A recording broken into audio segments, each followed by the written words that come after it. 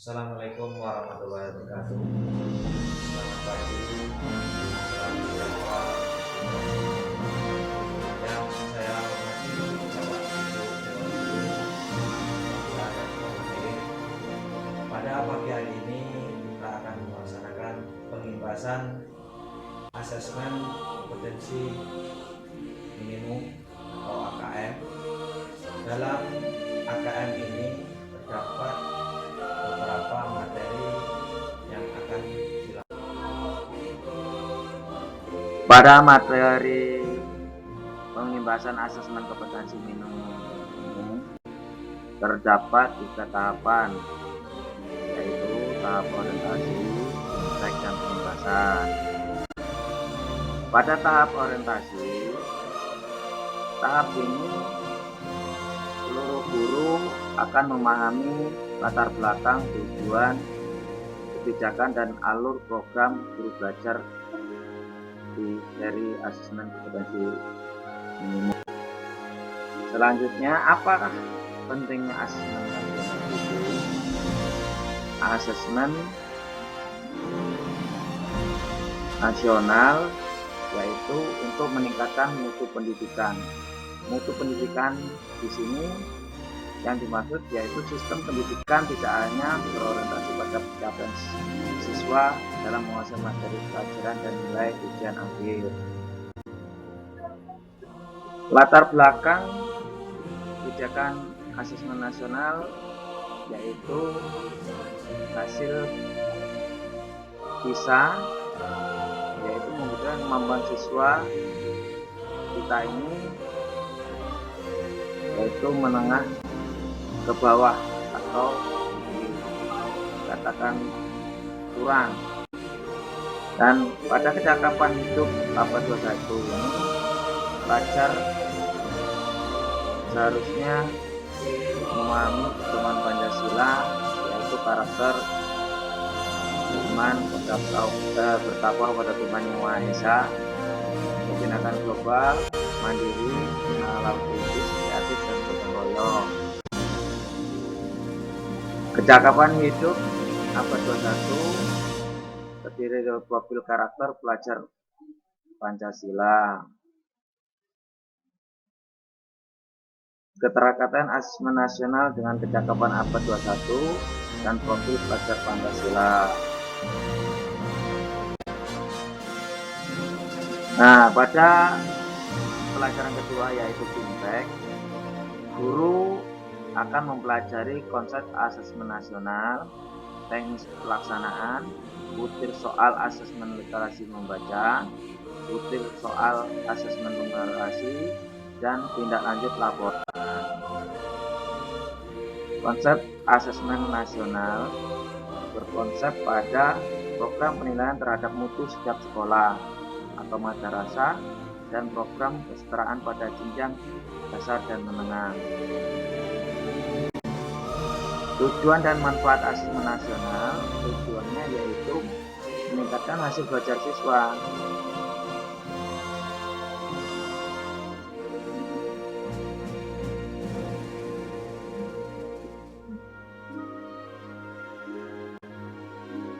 Manfaat asesmen nasional yaitu untuk memecahkan masalah terkait tentang mutu pendidikan agar semuanya setara. Itulah manfaatnya. Membandingkan asesmen nasional dengan ujian nasional, yang mana asesmen nasional ini dengan ujian nasional ini sangat berbeda. Terlihat pada daftar ataupun grafik berikut. Selanjutnya, membandingkan asesmen nasional dengan ujian nasional, yaitu asesmen nasional bukan pengganti ujian nasional, karena asesmen nasional ini lebih memberikan gambaran yang lebih luas itu mengenai pendidikan, bukan hanya secara tertentu, namun juga karakter dan kebijakan. Evaluasi ujian nasional. Membuatkan asesmen nasional ini merupakan sinyalmen yang kuat pemerintah untuk memperbaiki sistem pendidikan di Indonesia. Petunjuk dan teknik pelaksanaan asesmen nasional. Asesmen nasional terdiri dari asesmen kompetensi minimal AKM, survei karakter, dan survei lingkungan belajar. Kriteria peserta asesmen nasional itu terdiri dari tingkat sekolah dasar yaitu kelas 5, untuk tingkat SMP itu kelas 8, dan untuk tingkat SMA itu kelas 11. Merumuskan butir soal asesmen nasional. Dalam merumuskan bentuk soal asesmen nasional AKM terdiri dari pilihan ganda kompleks, menjodohkan, pilihan singkat, dan uraian. Konsep literasi membaca. Dalam konsep literasi membaca dan menulis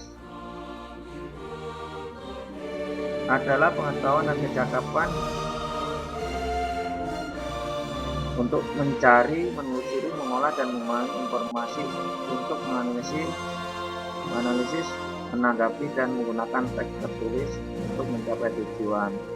Dalam penilaiannya, asesmen literasi membaca tidak hanya mengukur topik atau konten tertentu, tetapi sebagai konten, berbagai konteks, dan pada beberapa tingkat proses kognitif. Pada level 1 pembelajaran untuk kelas 7 dan kelas 8, siswa akan menemukan informasi atau mencari informasi dalam teks. Pada level 2, kelas 8 dan 10, juga sesuai tingkat kognitif literasi membaca, menggunakan konteks untuk meningkatkan sesuai dengan jenjang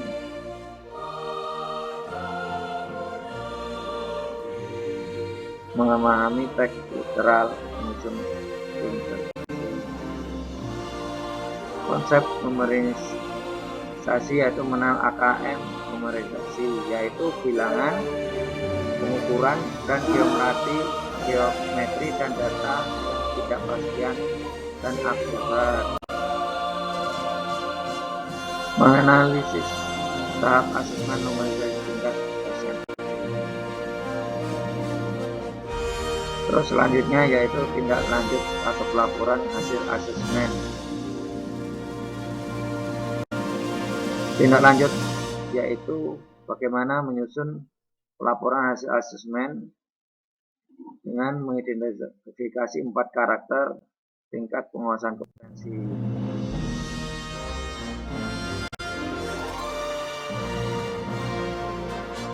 Menjelaskan perbedaan pembelajaran berbasis kompetensi dengan konten, yaitu 1. Perlu intervensi khusus, yang kedua dasar, 3 cakap dan mahir. Selanjutnya merekomendasikan strategi pembelajaran berdasarkan hasil laporan asesmen kompetensi minimum. Nah, di sini ada segitiga belajar yaitu kurikulum, asesmen, dan pembelajaran. Segitiga ini saling berhubungan.